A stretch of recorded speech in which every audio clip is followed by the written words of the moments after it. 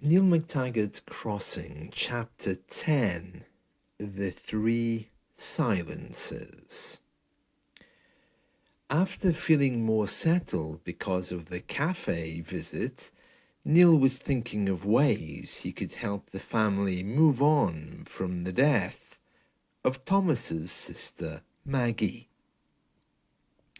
Thomas clearly couldn't speak of her except when he was upset, and the rest of the family seemed to have forgotten her, but it was simply their way of grieving.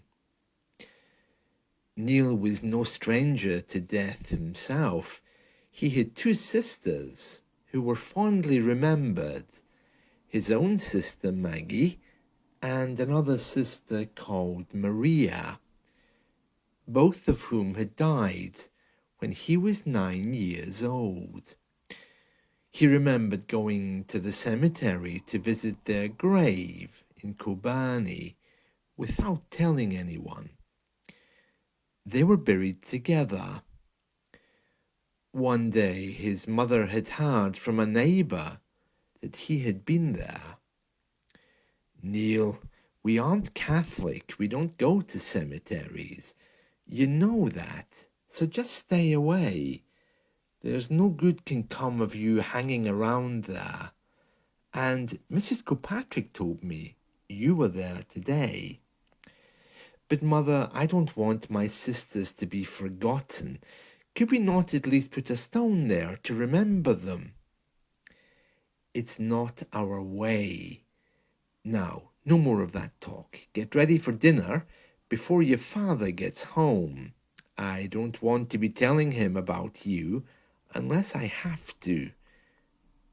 So stay away from the cemetery and no more talk about it." Neil remembered the Scottish way. No flowers, no stones unless you were either rich or Catholic. The cemetery felt more like a field. Even he had forgotten exactly where his sisters Maggie and Maria were buried, because there was not even a flower vase to mark the place. Whenever he wanted to visit, he had to ask someone where they lay. Just at that moment, Thomas returned. "Thomas, Esther says she has to go to the cemetery to pay respects to a dead relative. Do you know where that would be?" This was Neil's idea of discretion, using his newfound friend Esther as a way of getting inside Thomas's head. "What does she want to go there for? She isn't Catholic, is she? I don't want to hear any talk about visiting graves up there," he chirped defensively. "It's just a meadow. There's nothing to see. It's up past the German house on the left side of the mountain." "Yeah, but you know, in Scottish families, women can't go to the graveside at a funeral, so I think she just wants to go and see the grave," Neil quickly added. By talking about a third person, Neil found a way to speak about the dead without stirring up emotion.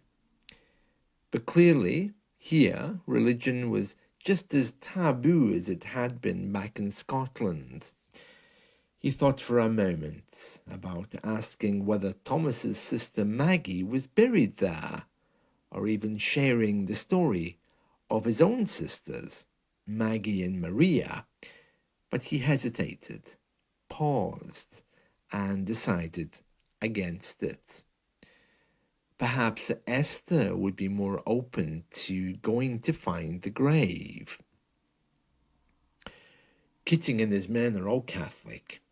They even gave the money to build that chapel in town. A terrible thing that, with statues of the Virgin Mary everywhere for them to pray to. I heard they even have to pay to go and confess their sins to a man.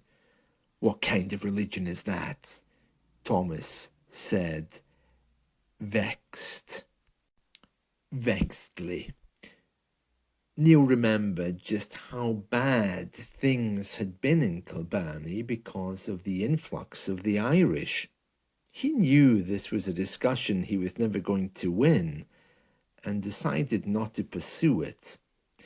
At that moment, he realized he was different from Thomas. Less conditioned, more open. Yet they were from the same family and almost the same age. His brother Peter had married a Catholic woman, Miss McLean, and had been disowned by the family. Yet Neil had continued to visit them in secret whenever he was back home, without the rest of the family knowing. It was a secret he wasn't ready to share.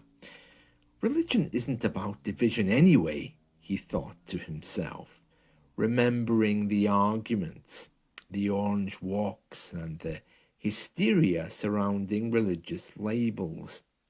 He decided to keep his mouth shut. Peter was almost 20 years older than Neil. It was like a different generation, yet one that had not changed very much. Neil knew he had to get out of this conversation quickly before Thomas started spouting more hatred. What happened to Keating's men?